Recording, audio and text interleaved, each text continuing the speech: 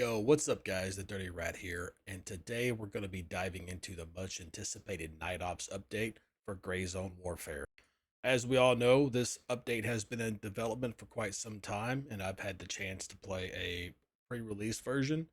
So, what I'm going to be doing in this video is giving you all some of my honest feedbacks and takes on the things that I experienced, covering the positives, the negatives, and everything in between. So, let's go ahead and jump right into it. Okay, so let's start with the positives. In my opinion, there's a lot more positives than there are negative, and I'm going to go ahead and jump right through each one of them. Starting with the day and night cycle. So the new day and night cycle's phenomenal, in my opinion. It's a 2-to-1 ratio. So I believe the way it's working is that there's 2 hours of daylight, 2 hours in real time. So IRL time, 2 hours is daylight in the game, and then you have 1 hour IRL for nighttime, right? So um, they've kind of done it that way. It seems like, and it does take, in my opinion, it seems like it takes a lot longer to get nighttime, but I think it's a great balance as well. So in the top left of the screen, up where your stance bar is, showing what stance your character's in, right below it, so like right underneath your character's feet, there's going to be a clock, and it's in military time. So for those of you that are not familiar with military time, just whatever time that says. If it's past 12, so if it says, for instance, 14, that means it's 2 p.m. And nighttime starts, exact nighttime starts, just like in Tarkov at 2200 hours. But the really cool thing I've noticed is the transition from daylight to dusk to night to dawn to daylight, right? The way they've done that and the way they made it feel, incredible. I don't know if there's any other game that's done it better, personally. They've done a great job with it. The only thing I can say is at nighttime, it's a cool experience. You get to see shooting stars, but I feel like it happens too much. So if they can just back that part down a little bit, that'd be cool. Really not that big of a deal. It's just something I noticed. Thought I'd mention that. All right, you have some new quality of life hotkeys and features as well. So one of the features is going to be the ability to sort your stash by clicking a button. And they also have stash filtering on the left side of your stash, or locker is what they call it as well in Gray Zone. Then you have hotkeys that you can press. So pressing and holding T, T as in Tango, will allow you to select which tactical device on your weapon that you want pressing T to control. So you can hold it down, select the device, and then back out of that menu. It's very clean as well, so it doesn't, it's not too obtrusive or anything to the game. And then when you back out, just pressing T will control that. So T, as in Tango, is your tactical device. Holding T allows you to select which tactical device you want to turn on and off if you have multiple on a weapon. Then H is your quick heal. So if you hold H, you can select what hills or meds you would like to use that are on your rig or pockets.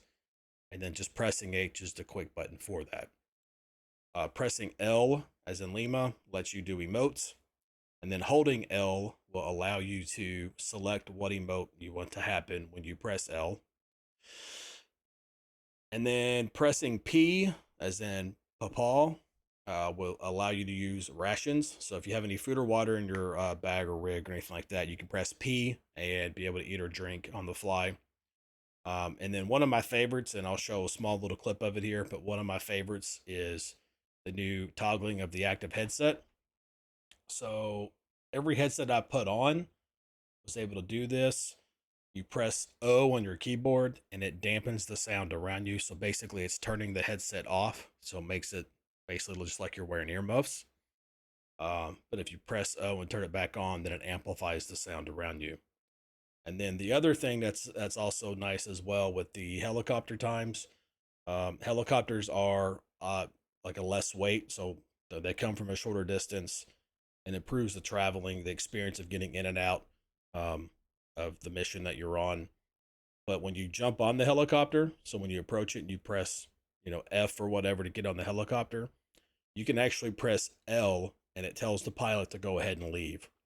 But if you're in a squad, only your squad leader can do that. But if you're solo, you can do that and just leave a lot quicker. So, but yeah, pressing O for the headset is one of my favorite things. And I'm going to show a little clip of that right here so you can see the difference in the sound.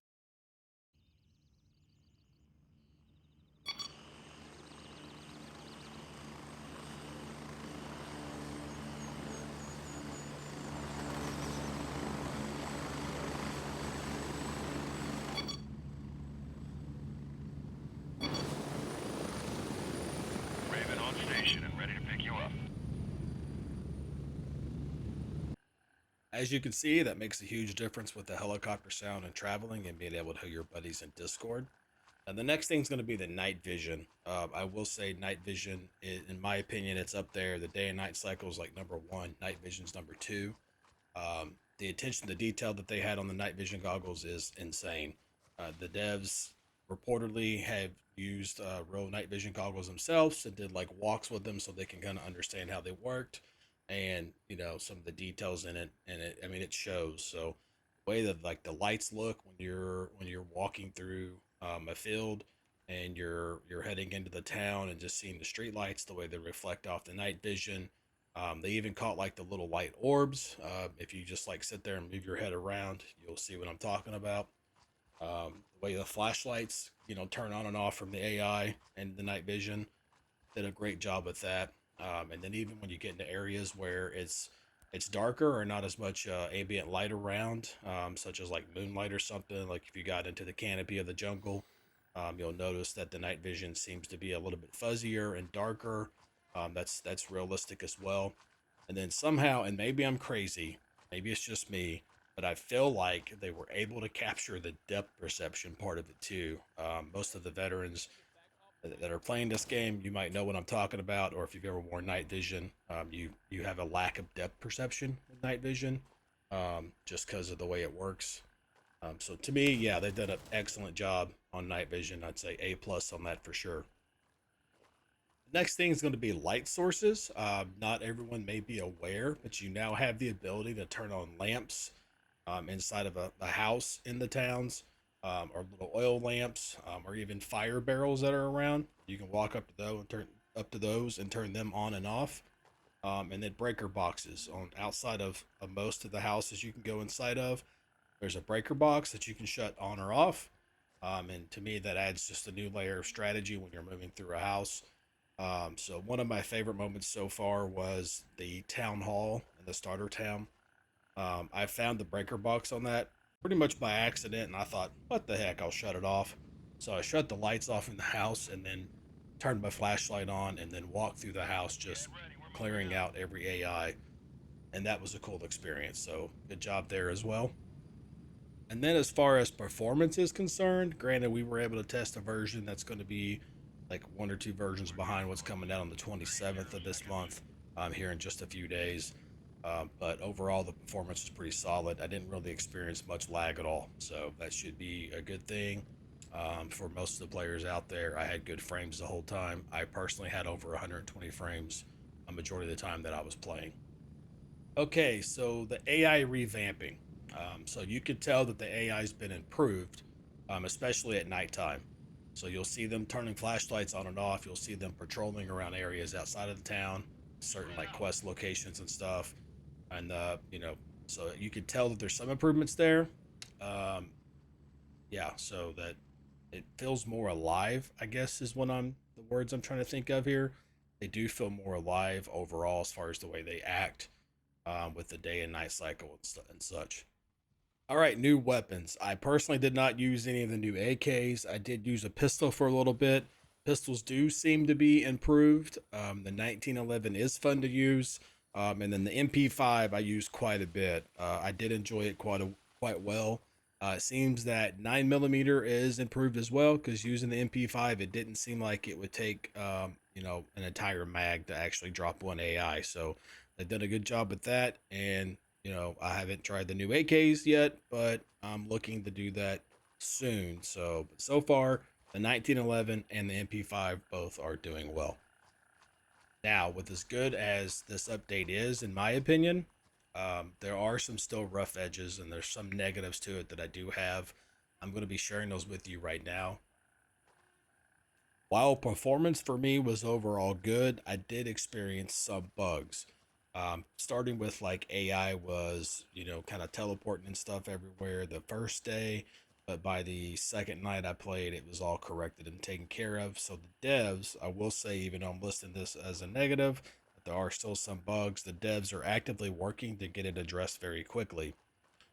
So the biggest bug I actually experienced was tactical devices. Whenever I would turn them on, the tactical device would cause my screen to flash, and then after that, I would be okay. So I could turn it on, and I'd be good as long as I was had left it on, or if I turned it on and off really quick, I was fine. But let's say if I turned it off and then a minute or so went by and then I turned it back on, my screen would flash again. Now, it wasn't a very intrusive flash, it was just my screen would kind of flicker and it was there. Now, that's been reported to the devs. I reported that the first night. At first, they said it was a shader issue, and I didn't let my shaders compile. Um, so I did that, and then the second night, I believe it was, they did a hot fix, and the flashlight part of it was fixed. Now the tactical laser still causes that issue for me, but that's literally like major the major bug that I encountered. Other than that, we're good to go. The AI was fixed right away too. Once it was reported, the devs were on top of that and got it taken care of. So that is what I have as far as the bugs that I experienced, and the major one being that tactical device. Now, while overall the AI revamp is a positive, there are still moments of frustration with AI. I had a few times where occasionally it was feeling like they still had their aimbot capabilities. I had a couple of scenarios where I would have to drop on the AI. I would take a shot and either miss the shot, or the AI would tank that shot going at them, and they would instantly whip around and shoot me. Not always, doubting me. They didn't always down me with it, but there were several times where I did get down instantly. So that's frustrating.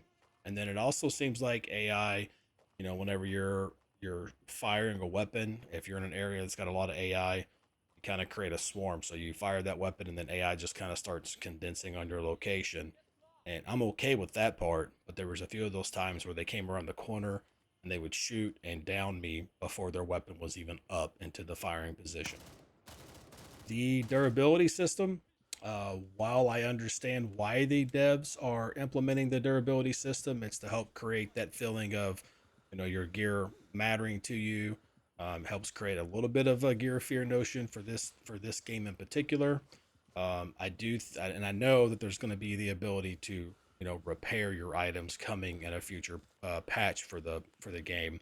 That patch isn't set until spring of 2026 though.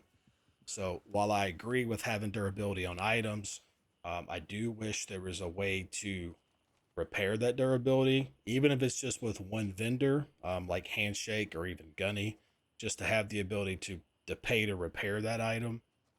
Especially because there's trader limits now on certain armors and stuff like that. So with the trader limits being there, your gear being damaged or having durability loss and no way to repair it, that's the only downside there. So I'm going to mark that as a negative. Even though I do agree with having durability, you know, in the game, I do feel like there should at least be a way to repair it until they get the ability into the game. I know they had mentioned in some of their dev logs and stuff about having workbenches and stuff. So until that's in the game, I think you should have an alternate way of repairing your items, especially with trader limits being introduced. So overall, the Night Ops update brings a lot of fantastic changes to Gray Zone Warfare, from the immersive day and night cycle to the revamped AI and quality of life improvements. The devs have clearly put a lot of heart into this update. Yes, there are still some bugs and issues, but the team has been incredibly responsive with these, and I'm sure the live version will be even smoother. So I would say hats off to the devs for pushing the game forward. Thanks again for watching my review on the Night Ops update, my deep dive into this. If you've enjoyed this content or you want to join the conversation about Gray Zone Warfare or Tarkov or other games, you can check out the link to my Discord in the description below. Join our community. Until then, I'll see you next time.